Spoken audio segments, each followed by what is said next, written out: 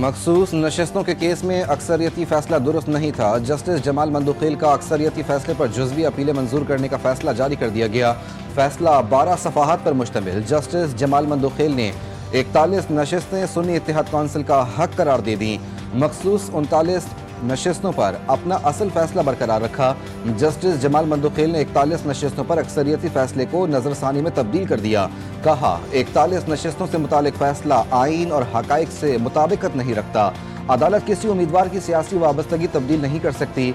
41 उम्मीदवारों से मुतालिक अक्सरियती फैसला इख्तियार से तजावुज़ था।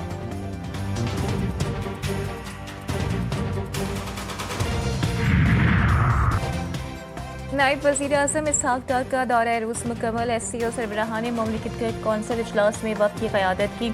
आलमी रहनुमाओं से मुलाकातें। रूसी सदर और रूसी वज़ीर आज़म से अलहदा मुलाकात। SCO रुकन ममालिक में ताउन बढ़ाने पर गुफ्तगू। नायब वज़ीर आज़म इसहाक डार चीनी वज़ीर आज़म ली चांग से भी मिले। खत्ते में मजबूत शराकतदारी पर जोर दिया। इसहाक डार की कतरी वज़ीर आज़म से भी गैर रस्मी मुलाकात। दो तरफा ताल्लुकात पर गुफ्तगू।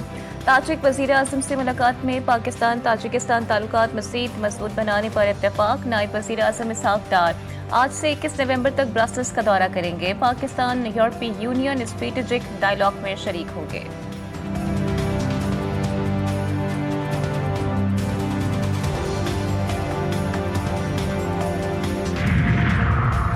वफाकी वज़ीर दाखिला मोहसिन नकवी की सऊदी सिफारत खाने आमद। सऊदी सफ़ीर नवाफ बिन सईद अल मालिकी से मुलाकात। दो तरफा ताउन बढ़ाने और सिक्योरिटी। सऊदी सफ़ीर की उमूर पर तबादला ख्याल। इस्लामाबाद में दहशतगर्द हमले की मजम्मत। मुलाकात में दोनों ममालिक की वजारत दाखिला के दरमियान ताउन को वुसअत देने पर गुफ्तगू हुई।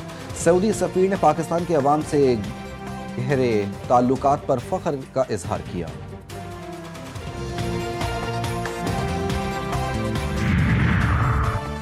पाकिस्तान मौसमियाती तब्दीली के मुज़र असरात की लपेट में। आइंदा बरस मानसून के नुकसानात से बचने के लिए अभी से तैयारी की जाए। वज़ीर आज़म शहबाज शरीफ ने वज़ारत मौसमियाती तब्दीली के कलील मुद्दती मनसूबे की मंजूरी दे दी। फौरी अमल दरामद की हिदायत। कहा, मौसमियाती तब्दीली के मुज़र असरात पर GDP का खातिर ख्वाह हिस्सा खर्च करना पड़ता है। इजलास में वज़ारत मौसमियाती तब्दीली की कलील वस्त और तवील मुद्दती मनसूबों पर ब्रीफिंग दी गई।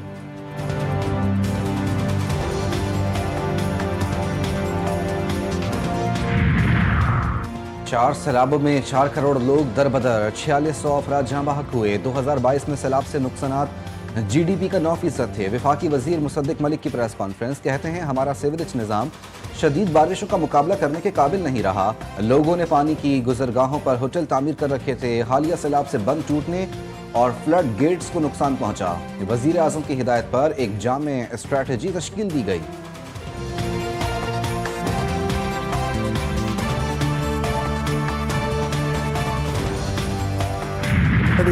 अमेरिका ने सऊदी अरब को अहम नॉन नेटिव इत्तेहादी करार दे दिया। सऊदी वली अहद मोहम्मद बिन सलमान के एहसास में दिए गए इशारे से खिताब में ट्रंप ने कहा कि अब सऊदी अरब पहले से ज्यादा मजबूत है। मशरक़ी वस्ती में अमन कायम होगा।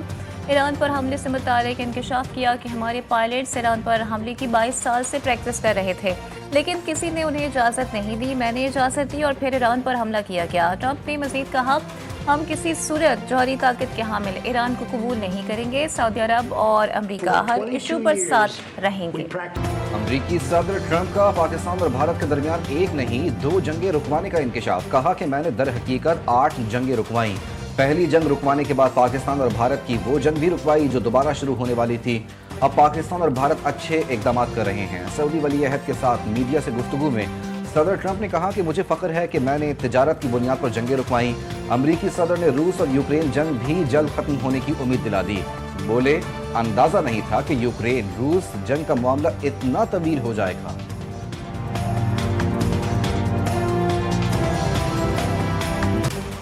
सऊदी अरब अमेरिका में $1 ट्रिलियन की सरमाकारी करेगा। अमरीकी सदर और सऊदी वली अहद की मुलाकात में इत्तेफाक। ट्रंप का सऊदी अरब को F-35 तैयारी देने का भी ऐलान। कहा कि सऊदी वली अहद के साथ तारीखी मुआहदे हुए। मोहम्मद बिन सलमान मुस्तकबिल के बादशाह हैं, हमारे उनसे ताल्लुकात बहुत अच्छे रहेंगे।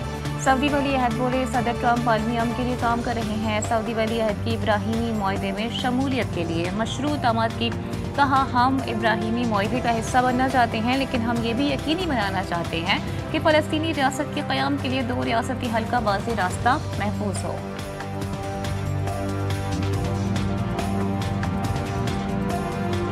And we've had a very good talk on the Abraham Accords. We talked about one state, two state. We talked about a lot of things in a short period of time. We'll be discussing it further too. But I think you have a very good feeling toward the Abraham Accords. Yes, definitely, Mr. President. We want peace for the Israelis. We want peace for the Palestinians. We want them to coexist peacefully in the region. And we will do our best to reach that day. अक़वाम मुत्तहिदा की committee में गैर मुल्की तसल्लुत की शिकार अक़वाम के हक़ में पाकिस्तान की करारदाद मंजूर। पाकिस्तान के मुस्तकिल मंदूब ने 65 ममालिक की मुश्तरका करारदाद पेश की। फ़लस्तीन और कश्मीर के अवाम के हक़ खुद इरादियत की जद्दोजहद कर रहे हैं। सेक्रेटरी जनरल इस अहम मामले पर रिपोर्ट पेश करें। करारदाद का मतन आसिम इफ्तिखार का कहना था कि गैर मुल्की कब्ज़ों, इस्तेहसाल और बदसलूकी का सिलसिला बंद होना चाहिए।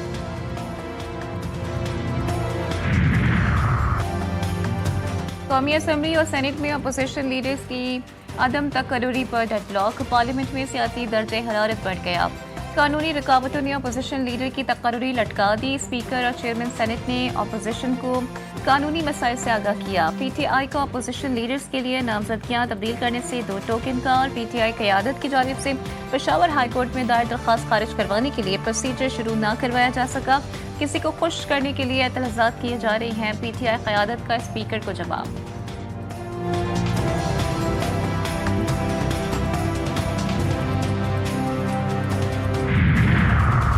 आज़ाद कश्मीर की 20 रुकनी काबीना ने हल्फ उठा लिया। कायम मकाम सदर चौधरी लतीफ़ अकबर ने वज़रा से हल्फ लिया। वज़ीर आज़म आज़ाद कश्मीर फैसल मुमताज़ राठौर भी हल्फ बर्दारी की तकरीब में मौजूद थे।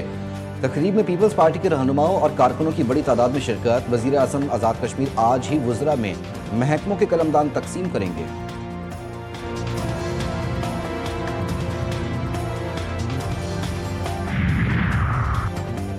सियासी माहौल और कल्चर को दुरुस्त करना होगा। बदतहजीबी का रिवाज खत्म किया जाए। 27वीं आईनी तरमीम के तहत बनने वाली आईनी अदालत को वकला ने सराहा। कराची में डबल डेकर बस शाहराह फैसल पर चलेगी। हरबियाती रूट पर खवातीन के लिए पिंक बस भी चला रहे हैं। वफाक की पंजाब और केपी के हुकूमतों से भी अपील करता हूँ कि वह अपने इलाकों में खवातीन के लिए बसेस चलाएं। माजूर अफराद के लिए भी फ्री मोटरसाइकिल ला रहे हैं।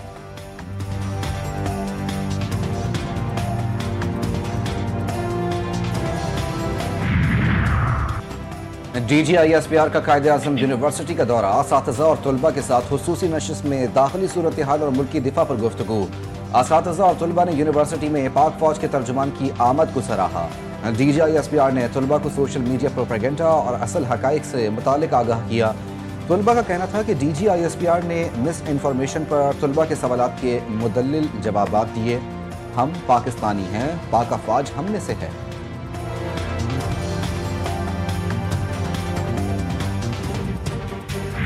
वही एक बॉर्डर था जहाँ से इन्फिल्ट्रेशन होती है, जहाँ से सामान आता है, जहाँ से सारा कुछ होता था। तो वो बॉर्डर सील होना चाहिए और वो बंद होना चाहिए, और उसके साथ भी वही वाला बॉर्डर का ट्रीटमेंट होना चाहिए जो कि एक इंटरनेशनल बॉर्डर का होता है। दहशतगर्दी की तरफ जाएं तो अफ़गानिस्तान वाले जो अफ़गानी लोग हैं वो इसमें इन्वॉल्व होते हैं इंडिया के साथ मिलके, और वो हमारा नुकसान करते हैं, और उसमें तिजारत का भी नुकसान होता है और उसमें हर चीज़ का नुकसान होता है।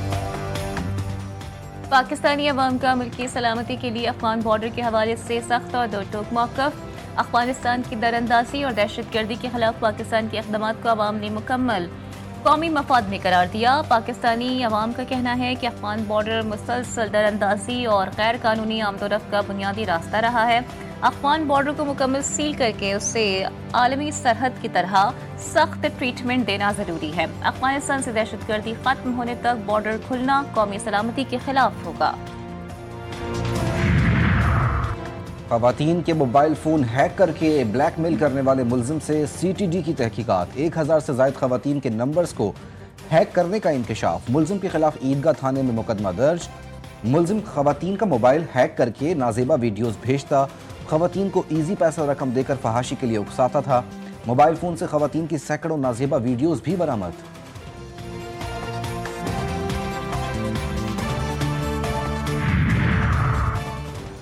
कराची को इस साल 800 अरब रुपए मिलना चाहिए थे, 100 अरब भी नहीं मिले। विफाक कहता है पैसे वजीर आला को दे दिए जाओ, वजीर आला से ले लो। MQM रहनुमा मुस्तफ़ा कमाल कहते हैं क्या सूबे बनाने के कानून में तरमीम नहीं हो सकती? बिल्कुल हो सकती है। पीपल्स पार्टी कहती थी ज़राई टैक्स नहीं लगना चाहिए, IMF ने ज़राई टैक्स लगाने का कहा तो जरदारी साहिब ने ऐलान किया।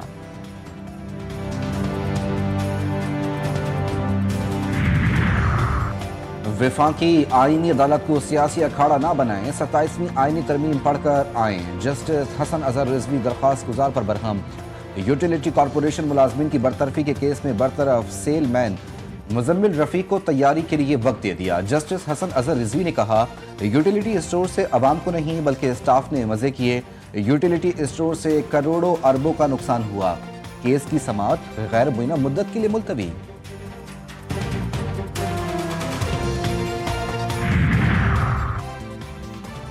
सिंध हाईकोर्ट ने कराची मेट्रोपॉलिटन कॉरपोरेशन को कैंटोनमेंट इलाकों से MUCD वसूली से रोक दिया है। म्यूनसिपल टैक्स की वसूली कैंटोनमेंट बोर्ड से इख्तियार करार। दौरान समाअत वकील दरख्वास्त गुजार ने कहा कि मलिक कैंटोनमेंट बोर्ड पहले ही कंट्रोवेंसी टैक्स वसूल कर रहा है। KMC ने बिजली के बिल में म्यूनसिपल चार्जेस भी शामिल किए हैं। बैक वक्त 2 इदारे म्यूनसिपल टैक्स वसूल कर रहे हैं।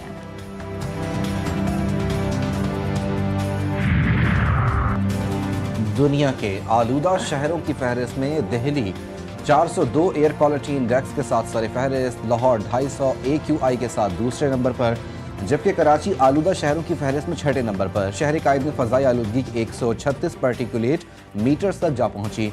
मौसम सरमा की एंट्री के बाद से सुबह के वक्त हल्की धुंध छाई रहने लगी। कराची में आइंदा हफ्ते से सर्दी की शिद्दत बढ़ने की भी पेशगोई।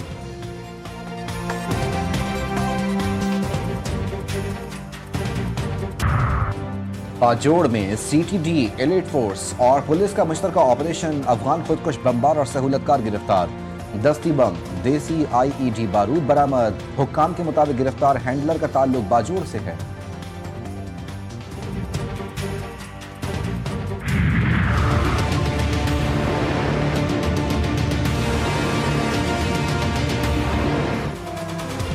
सिंध में डेंगू को ताहाल काबू न किया जा सका। कराची में डेंगू के 394 नए केसेस सामने आ गए। हैदराबाद में भी 301 केसेस में डेंगू की तस्दीक हो गई है। DG हेल्थ सिंध ने डेंगू की सूरत हाल पर यौमिया रिपोर्ट जारी कर दी। महकमा सेहत के मुताबिक रवा बरस अब तक डेंगू से अमवात की तादाद 37 हो चुकी। चरत असलंका ने खिलाड़ियों को पाकिस्तान का दौरा खत्म करने पर उकसाया। श्रीलंकन क्रिकेट बोर्ड की कप्तान चरत असलंका के खिलाफ एक्शन की तैयारी। ओहदे से हटाए जाने का इम्कान। श्रीलंकन बोर्ड ने असलंका को वापस बुला लिया। सैफ अली की सीरीज में शनाका श्रीलंकन टीम के कप्तान मुकम्मल।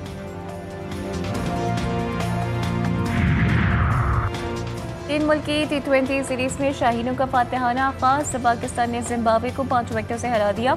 148 रन का हदफ तीन शख्स ने बासानी 5 विकेटों के नुकसान पर हासिल किया। फखर जमान 44 रन के साथ नुमाया रहे। उस्मान खान 37 और मोहम्मद नवाज 20 रन बनाकर नॉट आउट रहे। ट्राई सीरीज का दूसरा मैच श्रीलंका और जिम्बाब्वे की टीमों के दरमियान कल खेला जाएगा।